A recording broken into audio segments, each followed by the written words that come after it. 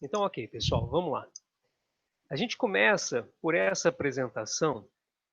Eu mostro para vocês como instalar um plugin do TimeLeaf no Eclipse.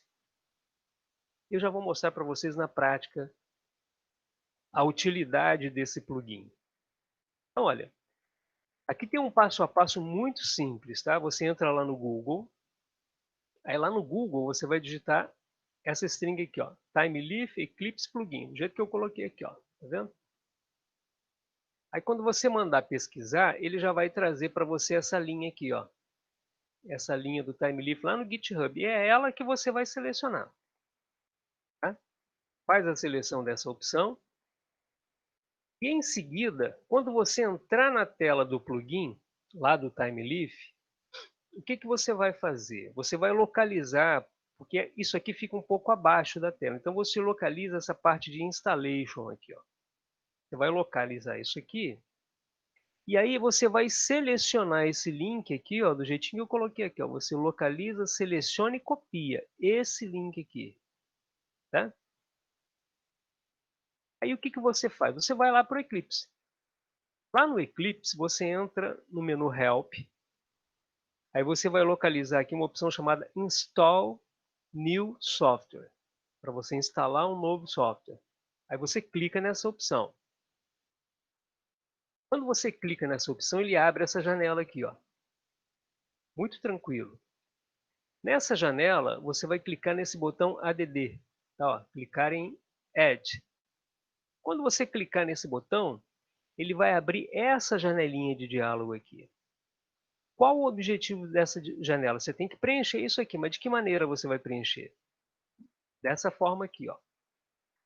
Nesse trecho aqui de cima no name, você vai digitar TimeLeaf Eclipse Plugin, que eu já coloquei aqui, ó. Você pode dar um Ctrl C e um Ctrl V aqui. E o location, que é a localização, aquela localização que vocês teoricamente haviam copiado lá atrás, vocês colam aqui. Aí vocês colhem aqui. Mas olha, tá aqui também, ó. Se você quiser copiar aqui e colar aqui também sem problema, o caminho é o mesmo, tá? Depois disso, preencheu essas duas caixinhas de texto aqui, ó, o name e o location, você clica no botão Add, né? Feito isso, ele vai processar, né, ele vai buscar e ele traz aqui essa opção, ó, TimeLeaf Eclipse Plugin. Aí você clica aqui nesse checkbox, marca esse checkbox aqui e clica em Next. Bom, aí vai aparecer essa tela aqui em seguida, ele vai mostrar para você o que ele coletou lá, você novamente faz um Next. Finalmente, vem essa opção para você aceitar os termos, né, de licença do plugin. Aí você marca aqui nesse Radio Button aqui de cima, ó, que você quer aceitar, e você clica em Finish. Quando você clica em Finish, o que acontece? Fiquem atentos a esse progresso da instalação. Ele mostra aqui o percentual, que pode ser que ele comece a processar e você não percebe que ele está processando, mas ele indica aqui, ó, o progresso da instalação em termos de percentual, tá? E aí que ele certamente vai aparecer essa tela aqui, ele vai te dar uma advertência, por quê? Porque você não está logado, né, lá no TimeLeaf, você poderia se autenticar lá, né, na telinha deles, mas como você não fez isso, você só quer o plugin, aí vem essa telinha, aí você quer, não, eu quero instalar assim, aí você ó, instala de qualquer forma, beleza, clica nesse Install Anyway, e no final ele pede para você reiniciar o Eclipse. Beleza, você vai dar um cliquezinho aqui, ele vai reiniciar o Eclipse. Bom, uma vez instalado o plugin, eu capturei essa tela só para vocês terem uma ideia, mas na prática eu vou mostrar para vocês. Olha, o que acontece? Eu aqui, por exemplo, eu estou com aquele cadastro produto.html aberto. Quando você vem na tag th, que é aquela tag do TimeLeaf, e você dá um Ctrl espaço, o que ele faz? Ele mostra para você todas as funções que você pode usar do th. Então, ele cria para você um autocompletar. Ou seja, ele traz a biblioteca do TimeLeaf dinamicamente para você. Isso aqui, às vezes, nos facilita, né? Nos ajuda, né? a localizarmos alguma coisa, a fazer um autocompletar, bem interessante. Por isso eu resolvi passar para vocês esse plugin, tá? Para vocês utilizarem também. Muito bem, agora a gente retorna aqui para o nosso Eclipse, né? E vamos iniciar o nosso desenvolvimento. Bom, na aula de hoje, o que a gente vai fazer? O objetivo da aula de hoje é o seguinte: antes de mostrarmos isso, deixa eu mostrar o estágio atual da aplicação. Então a gente abre aqui. Eu vou indicar para vocês o que a gente tem, né? A gente tem aquele pacote config, né? Com o pacote init, o app initializer, o webconfig.java. Dentro do pacote controller, a gente tem o produtos controller.java. Dentro do model, a gente tem a classe produto.java, que é a classe modelo, né? Representa o nosso cadastro de produto. E aqui a gente tem o nosso template, que é o cadastro produto HTML. Bom, na aula de hoje nós vamos trabalhar em cima do modelo, produto.java. Vamos trabalhar em cima do HTML, cadastro produto.html. E vamos trabalhar em cima da nossa classe controladora, que é produtoscontroller.java. Ok, então, se a gente sobe aqui essa aplicação, eu vou fazer o seguinte, eu vou pará-la aqui novamente. Né? A gente está com o warehouse aqui, né? Eu vou executá-la.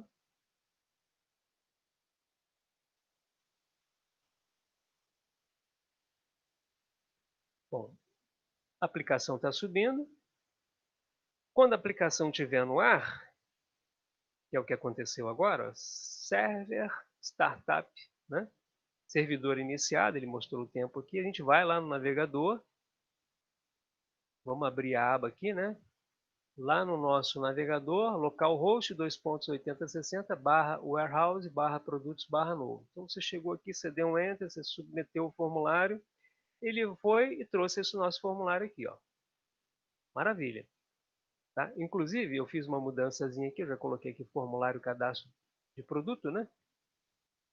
A gente tem um label chamado SKU, uma caixinha de texto para a gente poder digitar esse SKU, que funciona como um código, e aqui a gente tem um botão salvar. No estágio atual, a gente já implementou uma validação. Se a gente clicar aqui no salvar, ele já apresenta a mensagem de erro no formulário.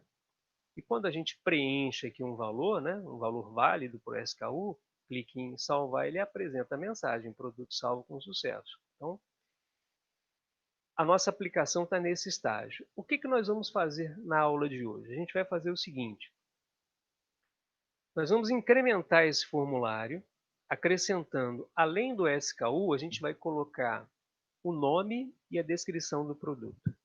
E além disso, nós vamos implementar validação para esses dois novos campos, tanto para o código, para o nome do produto, quanto para a descrição do produto. Tá? Só que a gente vai implementar essa validação de forma personalizada. Atualmente, quando você clica nesse botão aqui, ó, sem ter informado nada, ele coloca erro no formulário, mas ele não especifica que o erro é no SKU. Então, por exemplo, se eu deixar o SKU em branco e clicar nesse salvar, ele tem que dizer para mim, ó, SKU é obrigatório, por exemplo. Né? E se eu deixar o SKU, o nome e a descrição, que são esses dois campos que nós vamos incrementar nesse formulário, se eu também os deixar em branco e clicar no salvar, ele vai pendurar aqui as três mensagens. SKU tem que ser obrigatório, nome deve ser obrigatório e descrição deve ser obrigatória. Tá? Essa é a implementação que a gente vai fazer nessa aula. Tá? Então vamos retornar aqui. Eu vou parar o servidor, né, que a gente vai implementar, para a gente implementar. Bom, antes de continuarmos, eu quero só mostrar uma coisa que eu considero importante e um aluno comentou comigo que teve esse problema, eu quero repassar para vocês aqui. Pode ser que no Eclipse não esteja aparecendo aqui embaixo, por exemplo, o ponto .gitignore, o ponto .classpath, que são arquivos ocultos. Né? Eles começam com esse pontinho aqui. Para que eles passem a aparecer, É muito simples, basta você vir aqui, ó, dar um cliquezinho no View Menu, vem na opção Filters, e aí você desmarca esse ponto asterisco Resources aqui. Ó. Se você desmarcar isso aqui, ele passa a mostrar esse tipo de arquivo. Tá? Você tem uma série de outras opções aqui, mas é suficiente você apenas deixar desmarcado o ponto Resources. Tá? Esse é apenas um detalhe. Depois vocês observem no ambiente de vocês para ver se esses arquivos aparecem. Muito bem, agora vamos lá, mão na massa. Vamos começar implementando aqui no nosso produto. Veja bem, olha, por enquanto nós só temos o SKU. Nós temos também aqui a propriedade nome, já definida na nossa classe. No entanto, lá no nosso HTML nós não temos, nós só temos o SKU. Depois a gente vai passar para o cadastro produto do HTML. Por enquanto a gente vem aqui no produto.java e vamos lá, vamos acrescentar aqui essa outra propriedade. Né? Mas antes de acrescentarmos a propriedade, a gente vai aproveitar aqui e eu já vou mostrar para vocês como é que a gente vai personalizar essa validação. Ao lado do Not Blank, eu vou colocar o seguinte, message,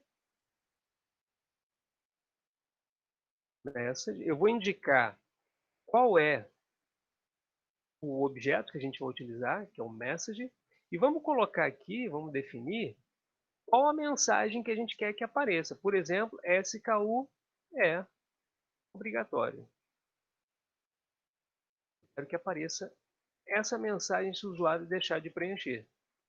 Aí a gente vai mostrar como é que a gente vai capturar esse objeto mensagem aqui. Vamos fazer a mesma coisa, né, para o nome. Aí nesse caso aqui, né, eu vou aproveitar aqui e vou colar aqui embaixo. Vai ser a mesma coisa, eu só vou alterar aqui para nome. Bom, vamos acrescentar uma nova propriedade. Observem que essas duas propriedades, SKU e nome, ó, elas têm os get e os sets. Ó, get SKU, set SKU, get nome, set nome. Então, nós vamos acrescentar aqui essa propriedade. Vamos começar colocando aqui private. Vai ser do tipo string também. Tá? Descrição. E aí a gente vai fazer o seguinte. Nós vamos acrescentar aqui o get e o set para descrição. Só que eu vou mostrar para vocês como é que vocês fazem isso de uma forma mais automatizada. Né? Vamos relembrar. Aliás, no Eclipse a gente ainda não fez isso. Então vamos vir aqui. Ó. Eu já preparei aqui um documentozinho que eu vou deixar para vocês depois. Vou colocar lá. Com esses atalhozinhos aqui. Para a gente poder fazer a geração dos getters e os setters, a gente utiliza o Ctrl-3, ou melhor, Ctrl-3 GGAS. Tá? Esse é o procedimento aqui de atalho, Ctrl-3 GGAS. Então eu faço aqui, ó, Ctrl-3 GGAS. Quando eu faço isso, eu vou fazer o seguinte, eu quero gerar os getters e os setters para algum campo, né, que esteja faltando. Aí no caso eu vou dar um enter aqui, ó. Quando eu dou um enter, depois que eu digitei o GGS, dou um enter, ele me mostra que eu tenho aqui a descrição, que é o único atributo que eu não tenho ainda do getSet. Então eu vou selecionar aqui, quero definir get descrição e set descrição. Então ele faz isso para mim automaticamente. Se eu tivesse outros campos, ele traria também os outros campos, usando aquele atalho. Eu clico aqui em Generate, automaticamente ele já gerou aqui embaixo, ó, get e o set. Tá? Bom, vamos aí implementar aqui também a validação. Só que aqui, pessoal, no campo descrição a gente vai fazer diferente. Então, vamos fazer diferente porque a descrição, quando a gente for implementar aqui no nosso HTML, nós não vamos utilizar uma tag input, nós vamos utilizar uma tag test ou teste área, que é aquele campo tipo memorando, né, que é uma caixa maior, né, para você utilizar mais textos. É como se fosse um campo observação, coisas do tipo. Como a gente vai fazer isso? Vamos definir uma outra notação. Vamos definir uma notação chamada size. Essa notação size, ela também vai implementar a validação. Só que nessa notação size, eu vou definir que esse campo terá que ter um mínimo de um caractere e um máximo de 50 caracteres. Vou deixar um espaçozinho aqui para ficar padrão, né? Aí eu coloco depois disso, vírgula, ou seja, o size ele exige dois parâmetros, né? Os limites de texto que eu preciso digitar, e aí eu mantenho aqui a minha mensagem. Tá? Aí no caso da mensagem aqui a gente vai mudar, né? No lugar do nome é obrigatório, a gente vai colocar assim, o tamanho da descrição deve estar entre 1 e 50. Tá bom. Só isso. Salvei. Maravilha. O detalhe é que agora ele acendeu uma lâmpadazinha aqui, ó. Por quê? Porque observem que quando nós definimos essa anotação not blank, nós mandamos importar aqui, ó, o Hibernate Validator. E a constraint foi not blank. Então a gente precisa também importar essa anotação aqui, essa size. Então eu clico aqui para ele poder fazer para mim, né? Eu clico na lâmpada, depois clico no import. Aí vocês vejam que ele já importou aqui essa nova constraint do nosso Javax Validation. Certo? Maravilha. Aqui a gente concluiu. Tá? Agora, a gente passa para o nosso, concluído aqui o nosso modelo, a gente passa para o nosso HTML. Então vamos lá. Só lembrando aqui, só repassando o seguinte, olha, observem que a validação ela será automática, tá? Uma vez que eu defini as mensagens já personalizadas, de acordo com cada propriedade. Bom, agora vamos lá no HTML. Aqui a gente vai mexer um pouquinho mais. Eu quero dar uma repassada aqui no HTML, mostrando para vocês uma coisa. Só para a gente poder reforçar, eu às vezes sou muito repetitivo, mas é bom para a gente poder estar sempre lembrando vocês e vocês estarem sempre, assim, bem afiados nesses conceitos de programação web. Olha só, essa tag inicial, vocês se lembram que ela define que esse arquivo é um arquivo do tipo HTML. E os navegadores, eles entendem esse HTML na última versão, como HTML5. Bom, se eu tivesse aqui numa aula de web, eu poderia utilizar apenas essa tag aqui, ensinando HTML e CSS. Só que, como esse projeto nosso envolve o Spring MVC, a gente necessariamente passa a utilizar XML. Então, para a gente indicar para a nossa aplicação que a gente está usando XML, a gente define esse XMLNS aqui, ó.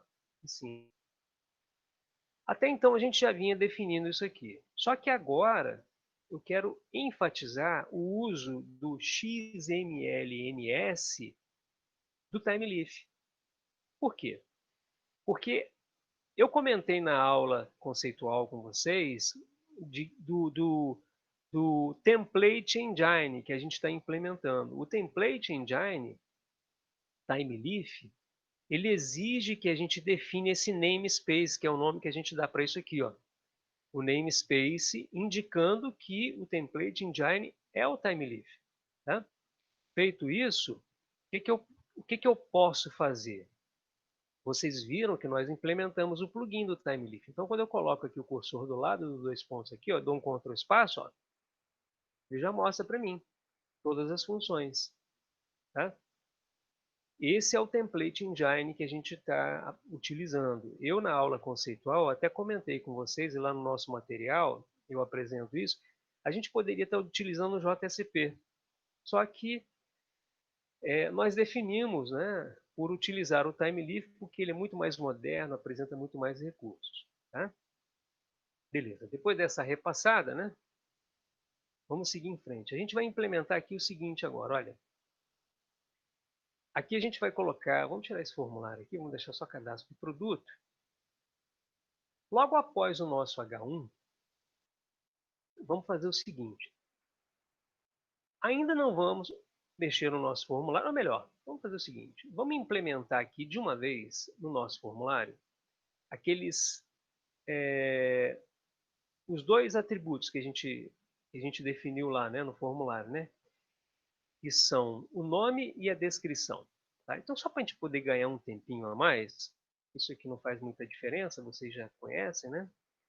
A gente vai fazer o seguinte aqui, a gente vai copiar essas três linhas e a gente vai colar embaixo. Duas vezes. Vamos, inclusive, dar um espaçozinho aqui, depois do BR. Bom, e aqui, essa segunda caixinha de texto que a gente vai definir vai ser a caixinha de texto correspondente ao nome. Vamos colocar nome aqui. O tipo aqui vai ser texto e o ID também vai ser nome. O name aqui a gente também vai colocar nome, muito embora a gente vai alterar isso aqui daqui a pouquinho. Aqui embaixo a gente vai colocar a descrição. É o nosso terceiro campo. Aqui a gente coloca descrição sem o C cedilha e sem o tio, porque isso aqui corresponde à nossa propriedade, né? Aqui dentro dessa caixinha aqui, ou melhor, inclusive eu até esqueci de colocar aqui em cima, né? Nome. Aqui sim, aqui a gente coloca descrição da forma que tem que aparecer lá na tela. Tá? Se cedilha, tio, caractere especial, fiquem à vontade. Aí aqui embaixo a gente vai mudar. No caso, esse input aqui, ele vai ser alterado, porque a descrição vai ser do tipo teste área. Quando a gente define um campo do tipo teste área, a gente define quantas linhas seria o rows, igual, no nosso caso aqui, a gente vai colocar 3 linhas, tá? Vou colocar 3 linhas. Rows igual a 3, vamos colocar calls, para indicar o número de colunas que essa caixa de texto vai ter. Vamos indicar aqui duas, ou melhor, 30, né, colunas, né? São 30 caracteres que o usuário vai poder digitar. Vamos definir aqui como 30. A gente poderia colocar 40, ou até mesmo 50, né? Uma vez que a gente definiu lá na nossa validação. Beleza. Então, aqui a gente colocou o texto área, né? Vamos tirar esse tipo aqui. Aqui no nosso ID a gente vai colocar descricão, né? Descrical, é o mesmo que é o name, né? O nome da propriedade. E aqui também. Maravilha. Vamos salvar. Bom, deixa eu ver se eu esqueci algum detalhe. A gente colocou teste área. Ah, detalhe. O teste área ele tem uma característica diferente do input.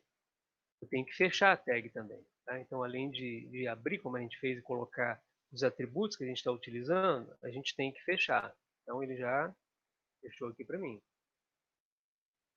Tá? Você vê que agora ele tinha apresentado um erro aqui, agora já não está apresentando mais esse erro. Maravilha. Então, já conseguimos aí implementar esses outros dois campos. Então, a gente vai fazer uma alteraçãozinha aqui daqui a pouco, mas antes, vamos voltar aqui em cima. E aqui eu vou criar uma div, pessoal. Uma div, a tag div, vocês se lembram, é uma tag que nos permite agrupar elementos. Funciona como uma caixa, né? E a gente consegue definir o nome de uma classe para ela. A gente tem várias vantagens no uso da div e a gente vai ver muito mais a utilização da div na prática. A gente vai mostrando para vocês para poder ficar bem claro. Aqui a gente colocou uma div e a gente está usando uma tag do TimeLeaf, o TH, e utilizamos o it. E colocamos entre aspas erro, 2 pontos, e aqui a gente vai colocar aqui ó, o cifrão. Eu já vou explicar tudo isso para vocês, tá? Entre chaves eu coloco aqui um joguinho da velha, coloco fields, ponto, detailed e depois errors. Errors. Vou abrir aqui o parênteses, vou colocar entre aspas simples, vou abrir um cifrão aqui e vou colocar entre chaves o nome do nosso objeto, produto. É o objeto que nós definimos lá na classe produto. Né? Aqui a gente vai gerar um objeto. Vamos criar uma instância para esse objeto aqui. Bom, aí eu coloquei ali, fechei, botei o asterisco, vou fechar aqui a chave, vou fechar aspas simples, o parênteses já está fechado, só falta fechar uma chave e fechar aspas e fechar a tag, finalmente. Ok. Maravilha. Criamos a nossa div. Só dando uma conferidinha aqui, div, tag th, dois pontos, it é igual, erro, abrir aspas, erro, dois pontos, abri aqui coloquei um cifrão, abri aqui uma chave, coloquei o joguinho da velha, fields.detailed errors, abri parênteses, abri aspas simples, botei aqui um cifrão novamente, e no cifrão eu indiquei o objeto que a gente vai utilizar, que é produto, ponto, coloquei o asterisco, fechei aspas, fechei essa aspas simples aqui, que eu tinha aberto aqui, né? Fechei o parênteses, fechei essa chave, que é referente a isso aqui, né? A esse cifrão aqui, o parênteses eu fechei aqui do detail erros, fechei aqui aspas duplas, né? Que é referente ao it, e finalmente eu fechei a tag div.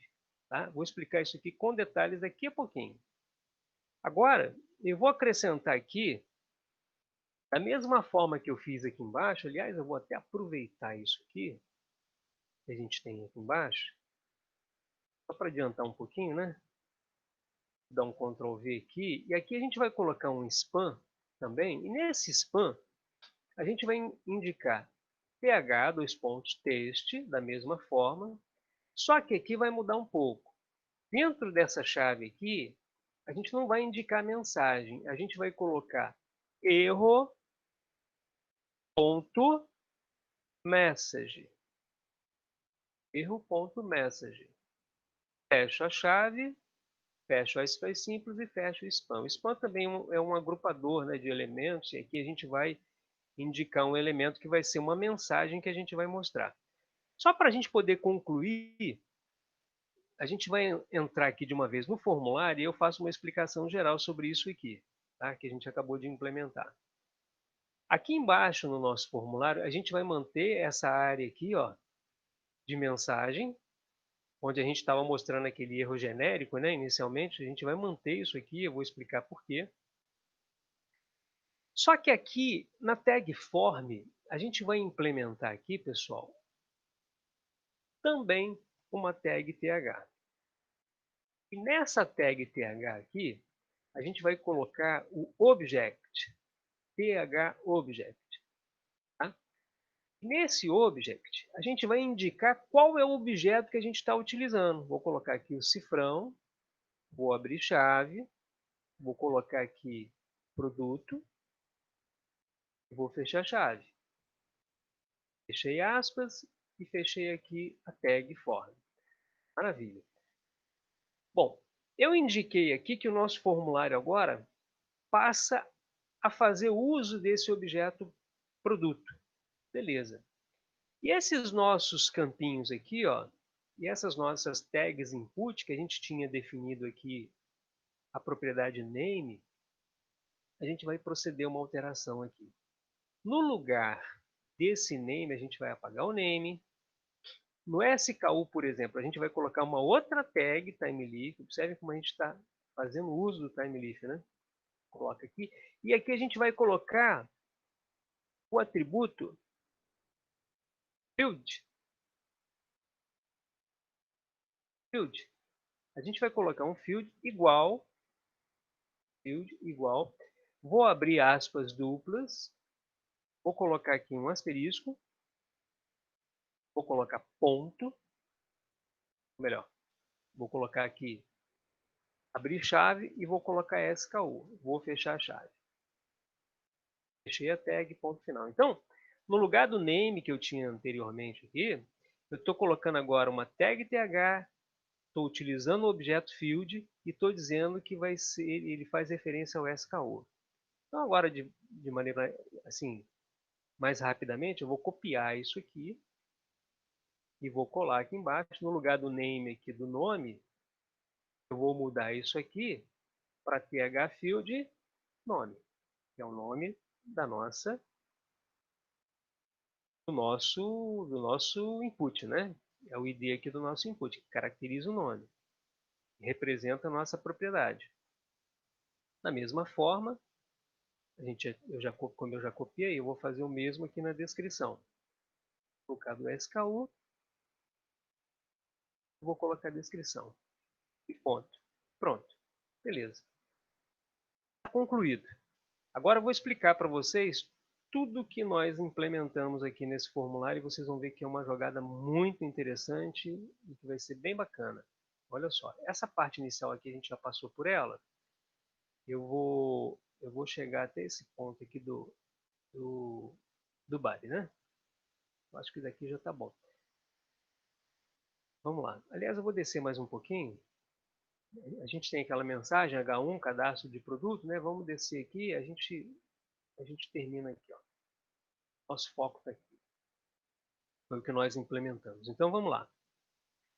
A questão aqui é a seguinte: eu preciso implementar uma relação desse meu HTML com a minha classe Java. Então aqui nós definimos o seguinte: ó, nós temos as propriedades, ó, SKU, nome, descrição. Definimos inclusive um message, né, agora para ela, juntamente com as validações que a gente implementou. E temos os getters e os setters, que nos permite acessar esses campos aqui. Vocês vejam que lá no nosso HTML a gente não precisa colocar get SKU, get nome. A gente só coloca nome, porque automaticamente o Spring já entende que a gente está querendo acessar isso aqui. Mas necessariamente na classe a gente tem que criar os getters e o set, para que ele seja acessível, né, por outros objetos.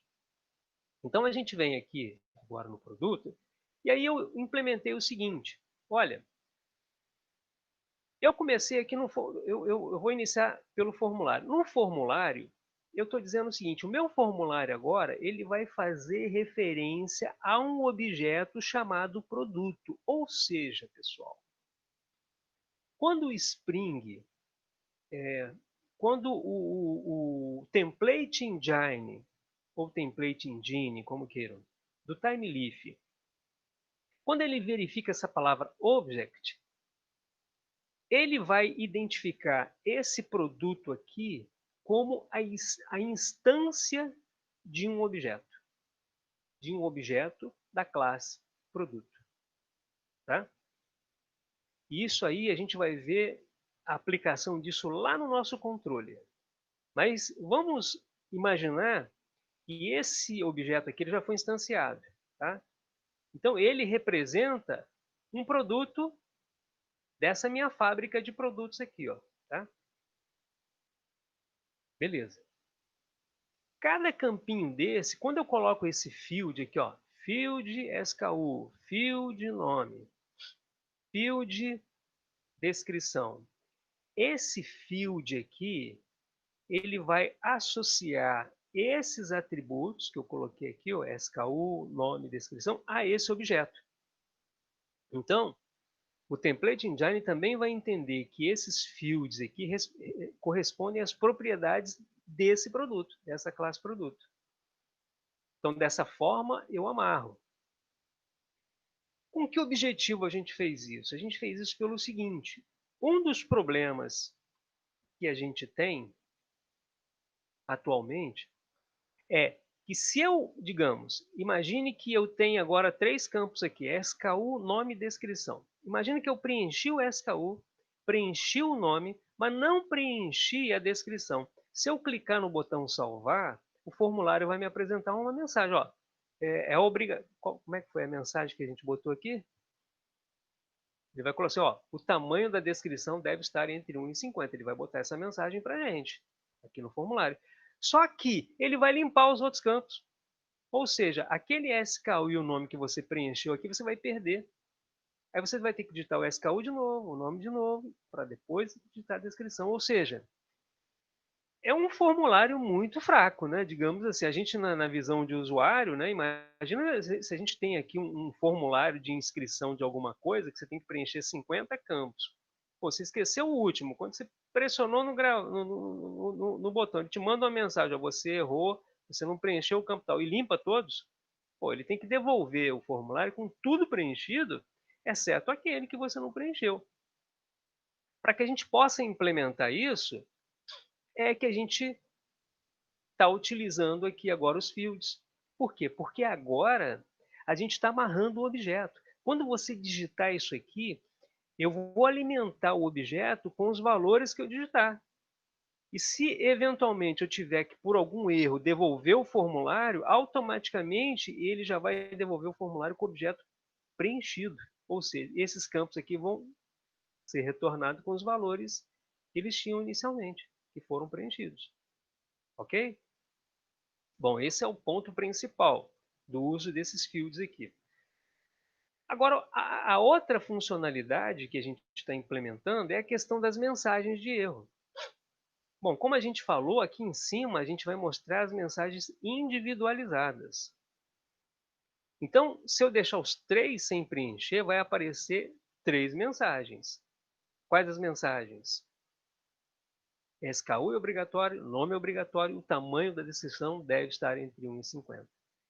Para isso acontecer, pessoal, a gente tem que implementar isso aqui. Ó. Foi por isso que eu criei essa div.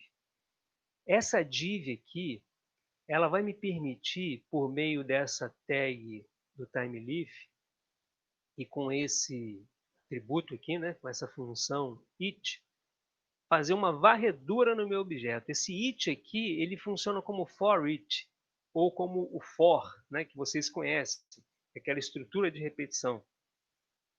Ou seja, ele vai varrer o objeto fields. E o que tem dentro do objeto fields? O objeto fields contém todos esses 3 fields aqui, ó.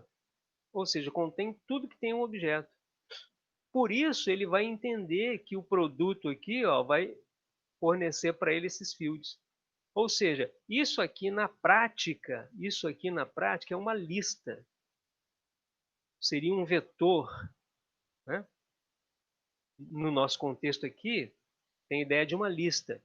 É uma lista contendo o quê? SKU, nome e descrição.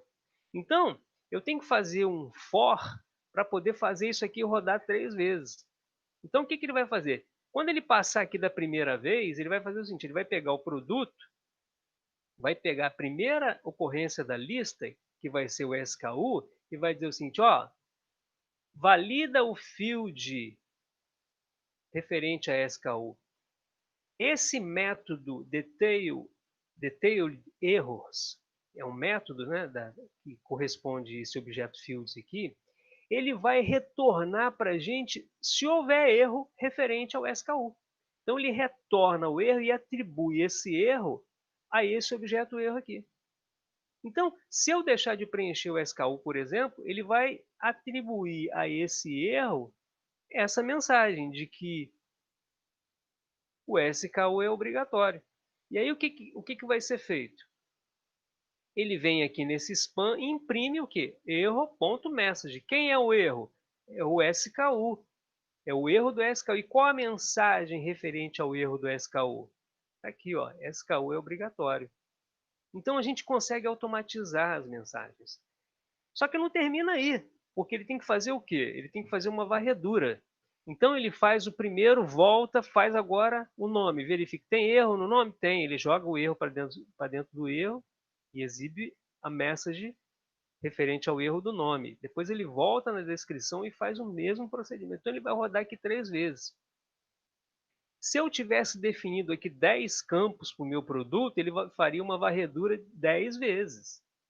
E a cada passagem desse fields.detailErrors, ele vai lá no produto fazer a validação. Ele verifica se está de acordo. se aquela validação ocorreu, né? Se ocorreu algum tipo de erro. Tá? Com isso, a gente conseguiu implementar tanto o retorno do formulário com os valores preenchidos, como também as mensagens de erro, que a gente automatizou. Tá? Beleza. Só que é o seguinte, olha só.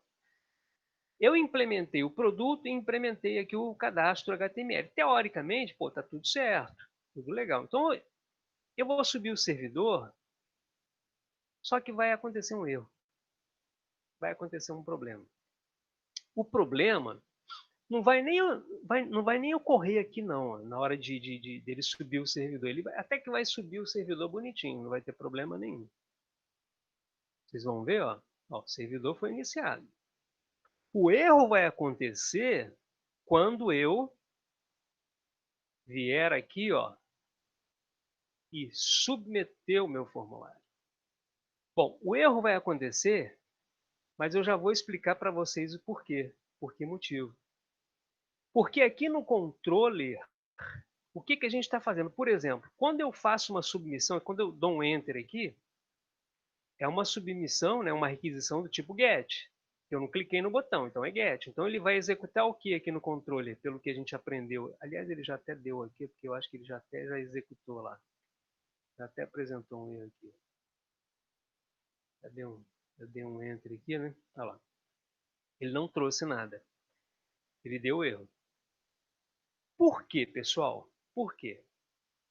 Ele está dizendo o seguinte, ó, ele não consegue ainda entender esses campos que eu defini.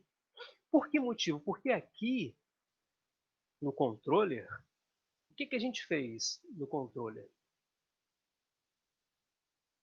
Aqui a gente fez o seguinte, ó, como é que está atualmente? Quando a gente definiu, opa, estamos aqui, né? Quando a gente definiu aqui o método get, a gente colocou para executar melhor, nós definimos aqui o mapeamento, né, para essa requisição do tipo get, para essa rota barra produtos barra novo. E é exatamente essa rota que nós chamamos aqui, ó, barra produtos barra novo.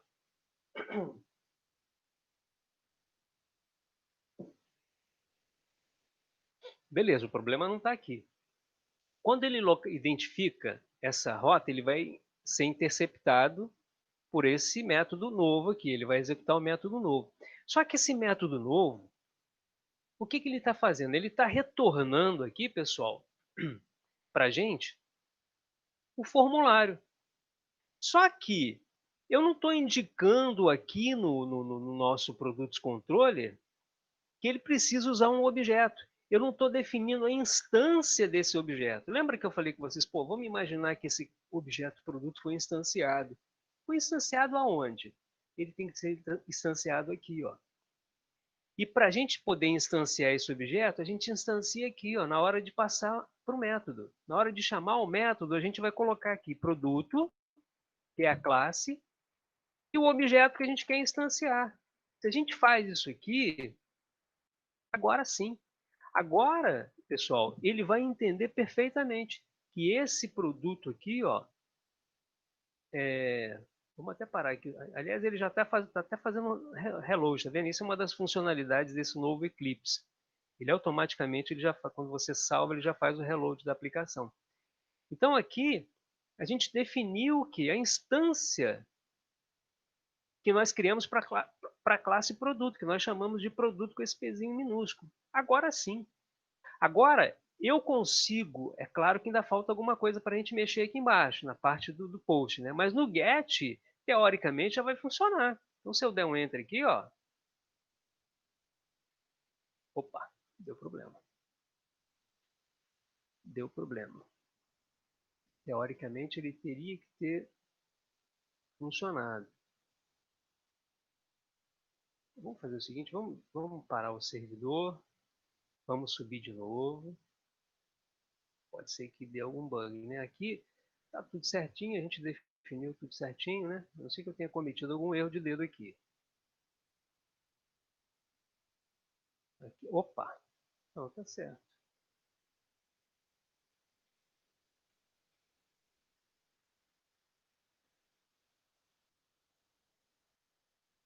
Tá certo. Vou tentar submeter de novo. Não, continua ainda dando erro. Vamos ver aqui.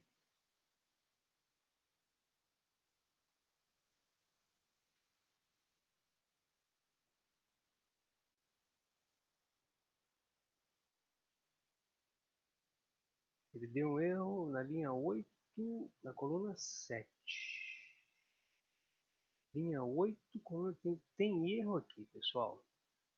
Vamos dar uma recapitulada aqui na minha digitação. Vamos ver se eu errei alguma coisa aqui. Abri a div, coloquei a tag, coloquei it igual, abri chaves, coloquei 2 pontos, abri aqui o cifrão, abri chave, joguinho da velha, fields, ponto, detailed, errors. Opa, botou um Rzinho aqui, pessoal. Errors. Vou salvar isso aqui. Para o servidor de novo. Vamos subir o servidor. Imaginei que fosse um errinho de dedo, tá? Errors. Vamos lá, o servidor está subindo, vamos aguardar. Tem que funcionar até aqui, ó. Até o mapeamento do get. Agora ele tem que funcionar. Vamos lá, console. Vamos fazer a submissão aqui do tipo get. Agora sim. Vamos ver se, ó, não houve erro nenhum, então ele conseguiu, na boa, submeter o nosso formulário. Agora as caixinhas estão todas aqui bonitinhas, está tudo certinho.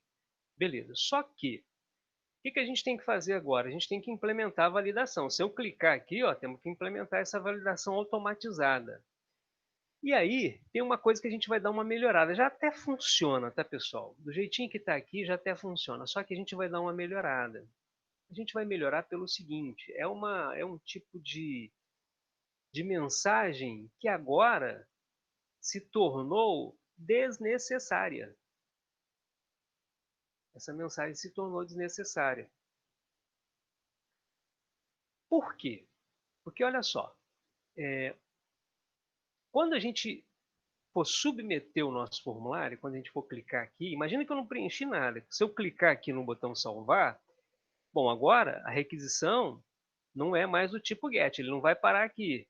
Ele vai ser interceptado por isso aqui, ó. Por quê? Porque aqui a gente definiu que o método é POST.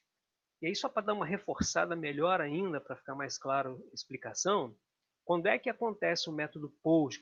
Quando é que a gente identifica aqui no HTML o método POST? É quando a gente define um botão do tipo submit, que é esse botãozinho aqui, ó. Esse botãozinho aqui, ó, ele é do tipo submit. E todo botão submit, você define aqui, ó, o método referente a essa submissão que a gente vai fazer. Então é por isso que aquela interceptação que vai ser feita aqui pelo Produtos Controle é do tipo POST, porque a gente definiu aqui, ó, quando houver uma submissão do formulário, faça com que ela seja entendida como do método POST. Tá? Agora ficou bem claro. Aí voltando aqui, bom, a estrutura do nosso método cadastrar está perfeita. Olha, a gente definiu aqui, né, a rota bonitinha, a rota barra produtos barra novo. A gente definiu corretamente o método post. No método, a gente está passando a tag, né, a anotação de validação aqui, que ele vai buscar aquelas validações que a gente implementou aqui, né, not blank, not o size. E aqui a gente instanciou também, né, o objeto produto, criamos o bind result, criamos aqui o model, né, que nos permite definir os atributos, né, para que a gente possa acessar, tá vendo aqui, ó? Não dá, tem que manter o mouse aqui para poder ler a mensagem, né? Aqui, ó, ele permite acessar os modelos de dados de uma forma geral. Definimos aqui o attributes, né, para a gente poder especificar uma mensagem, está tudo certinho. E aqui a gente corretamente fizemos, ó, if result.errors, ou seja, Se tiver algum erro no resultado, ele entra aqui. Só que agora essa mensagem aqui que não faz mais sentido. Essa mensagem que a gente coloca erro no formulário. Por quê? Porque agora ela vai ser personalizada, vai ser individualizada. Então, eu tenho que pagar isso aqui. Eu apago. Porque agora, quando eu fizer esse retorno aqui, pessoal, quando eu mandar retornar o formulário, o que a gente vai fazer? Houve erro? Eu vou simplesmente retornar o formulário? Sim, só que eu vou mandar retornar aquele método de cima. Vou dar um return novo, que é esse método aqui agora que eu vou chamar, ó, que ele vai fazer um forward. E eu vou passar quem? Objeto. Esse objeto aqui está carregadinho. Tá? Então, quando ele devolver esse formulário aqui, se por acaso houver erro, né, claro que se ele entrar aqui é porque houve erro, ele vai retornar para o nosso HTML os dados aqui das propriedades todos preenchidos, bonitinho, tanto o SKU quanto o nome, quanto a descrição, ele devolve tudo direitinho. Então ele vai voltar a ser renderizado, os dados. Eu não vou perder o que eu preenchi no formulário. Tá? Então, eu salvo aqui, Ctrl S, ele já faz o reload aqui, né? Ele já está fazendo o reload, tá vendo? Vamos esperar, vamos aguardar. Fez o reload. Então agora a gente tem que novamente submeter o formulário, né? Para ele poder aceitar essa submissão. Agora sim, agora se eu clicar aqui, ó, olha que legal. Ele mostrou as 3 mensagens, olha. Ele fez aqui na prática esse cadastro produto aqui, ó. Ele fez na prática essa varredura aqui em cima. Aqui, ó. Nós montamos aqui em cima. Então ele varreu o objeto e verificou o seguinte, ó, existem 3 erros. E ele listou aqui as 3 mensagens de erro. Ok? Agora vamos fazer o seguinte, vamos preencher aqui o SKU e vamos deixar só esses 2 aqui em branco. Ó. Já sumiu a mensagem do SKU. Vamos preencher aqui o nome. Comprei um computador. Só ficou a mensagem de ausência de decisão. Só que eu vou errar também. Eu vou botar uma descrição aqui enorme, com mais de 50 caracteres. Vamos lá.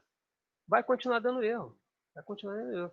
Até que eu venha aqui, limpe, e aí eu vou colocar uma descrição aqui, né? Vou colocar aqui, desktop de opa, última geração.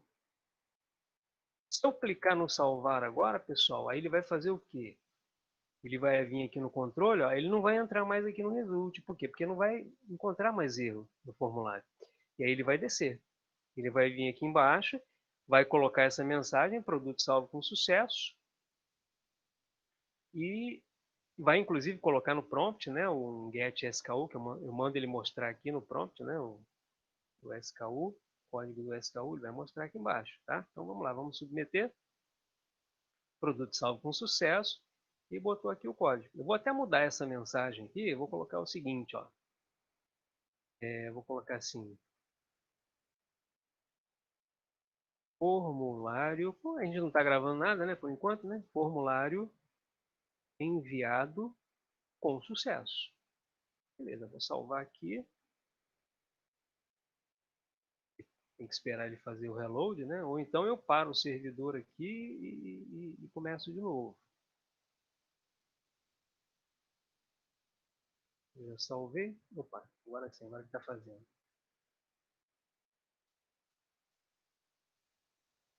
Beleza, né? Já fez o reload. A gente vem aqui de novo. Eu tenho que fazer de novo a requisição, tá, pessoal? Tem que novamente fazer a requisição. Agora sim, eu vou gravar bonitinho, né? Vou colocar aqui. Então, conteúdo. Clico em gravar. Formulário enviado com sucesso. Ok? Pessoal, um último detalhe, antes da gente concluir essa aula, porque a gente vai fechar agora, né? Eu acho que eu já cumpri aqui com nosso planejamento de hoje. O único detalhe que eu quero reforçar e quero que fique nesse vídeo também gravado é o seguinte: eu encaminhei para vocês um material onde eu pedi para vocês fazerem uma alteração aqui no projeto de vocês no webconfig. Abram o webconfig, eu pedi para vocês colocarem dentro desse método viewResolver essa linha aqui. Ó. Essa linha, a gente tinha numa versão anterior colocado essa linha aqui embaixo. Ó. Aqui nesse template resolver aqui embaixo.